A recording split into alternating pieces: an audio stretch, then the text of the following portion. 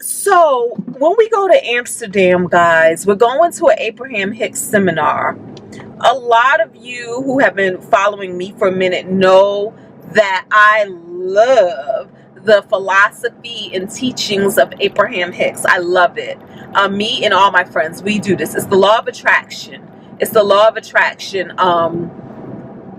And basically, I feel like if you say you're practicing the law of attraction, you have to put yourself in the company of people who are doing the same and people to keep you on track, because it's filled with so much nuance that a lot of times people say, well, I asked for this, or I visualized this, or I did a vision board. Why aren't my things here yet? Why aren't I manifesting, right? And you don't realize that it's the nuances of it all that can block your physical manifestation. Like, there's levels. We have a thing where to even want a thing is a manifestation. Everybody doesn't want the same things. So to even want, let's say,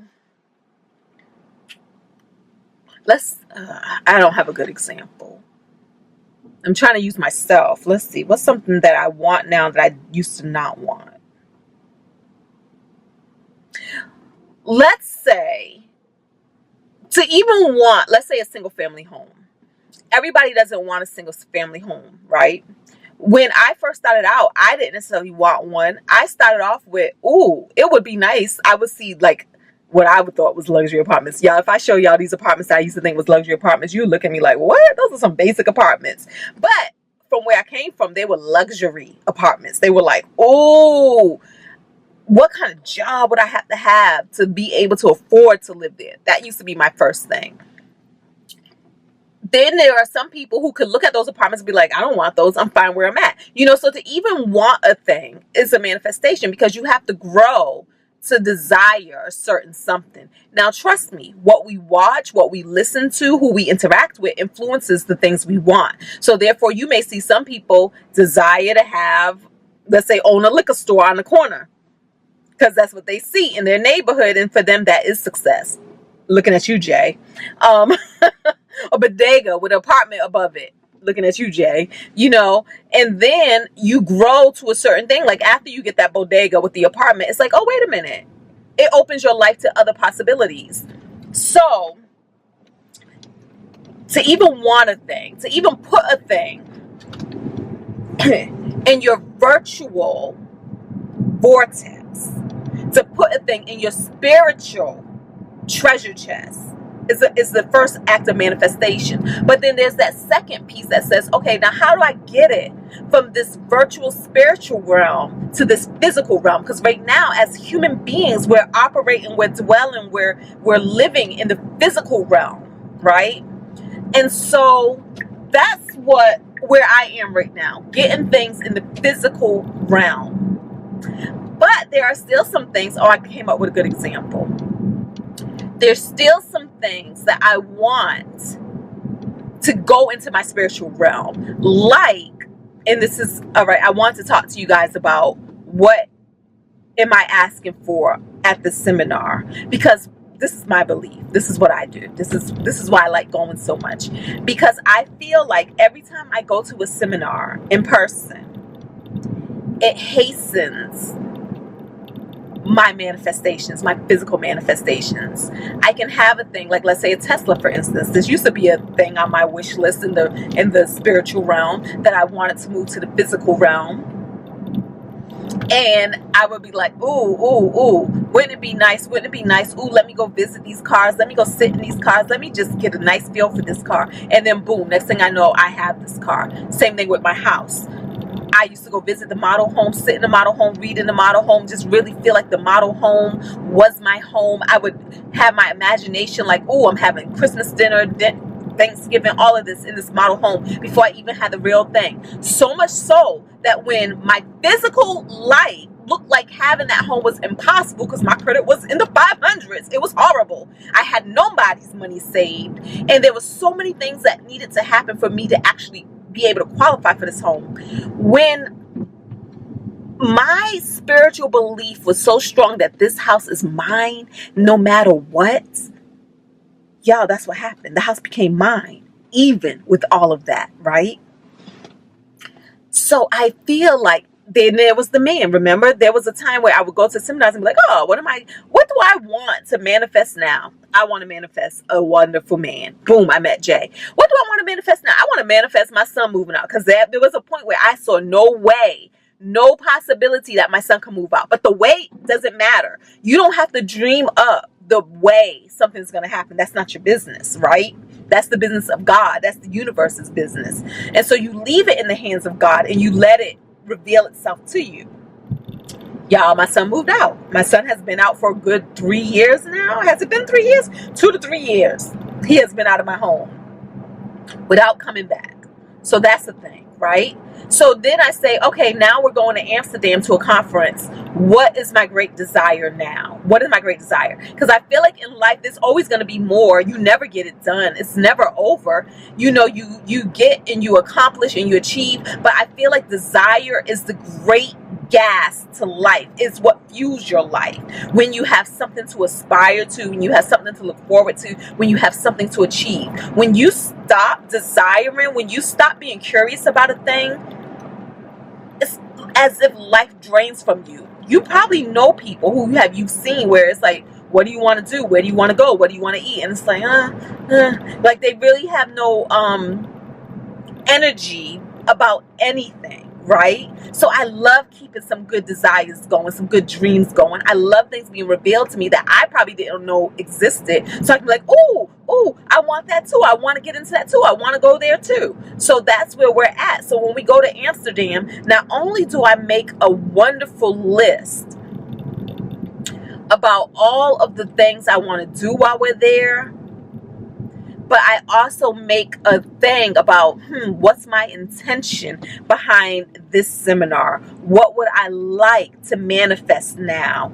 And honestly, these days, what I would like to manifest, and this is going back to our earlier, what we said at the beginning of this, I would like to manifest a wonderful, efficient, beautiful, healthy body. That's the next thing on my list. That is the next thing on my list. And I say that because there are some people who naturally love eating certain things that are good for them. They love salads. They love this. They're not too into that. Not to say that they don't eat cake or they don't eat cookies, but it's not a driving force. Right now, I'm in the place in my life where if I walk by a cookie, it's a whole conversation whether I pick it up or not, because my tendency is pick it up and eat it. But I want to be in a place where I can walk by a thing and not be fazed by a thing. That I truly eat a thing because it's like, I'm really in the mood for that. Or I truly eat a thing because it is of high quality. But if it's not of high quality, maybe I want to be in a place. See, I don't even know. This is why I say sometimes you're not even ready for a thing. Like the art of mentally being there is the first manifestation, and I'm not there yet, because in my mind there's no judgment.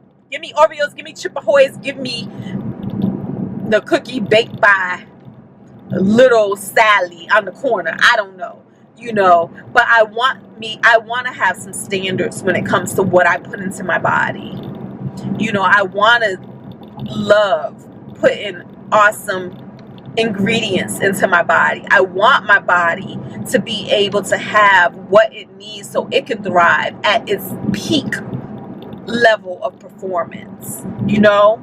I want to naturally gravitate towards and crave the things that my body knows it loves and it just flourishes under, and I don't want to have a list of what I don't eat. I want to be open to all the things, you know what I mean? But at the same time, I want to naturally desire the things that are beneficial for me, and to naturally just pass on the things that is just not necessary. I want to be surrounded by, and why is this whole conversation about food? Oh my goodness.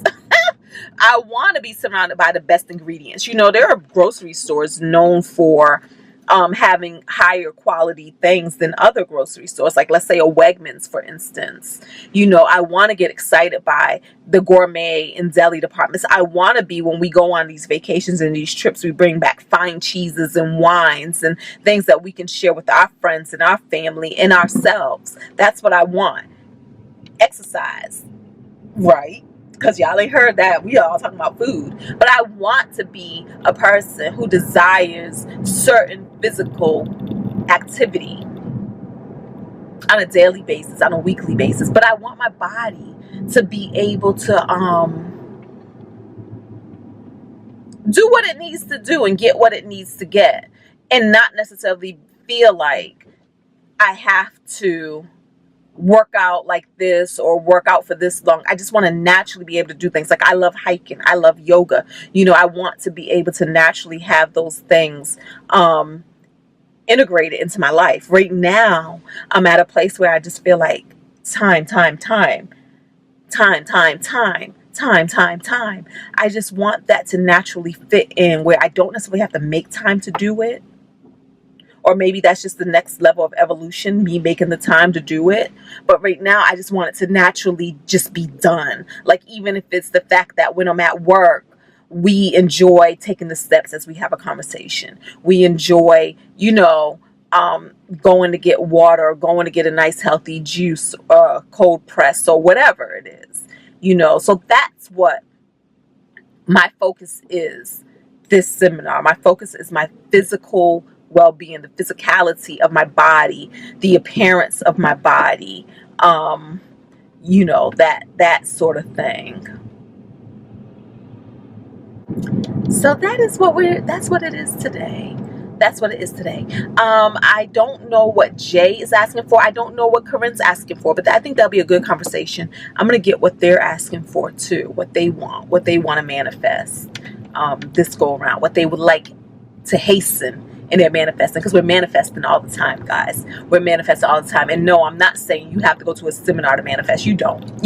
This is the little game that I play. This is the little belief system that I built up for myself, because it's fun, it's easy, and I love going to these seminars, and I love feeling and believing that when I go to these seminars, it helps me hasten some of the things that I've been working on. So that's what that is. So, all right, guys.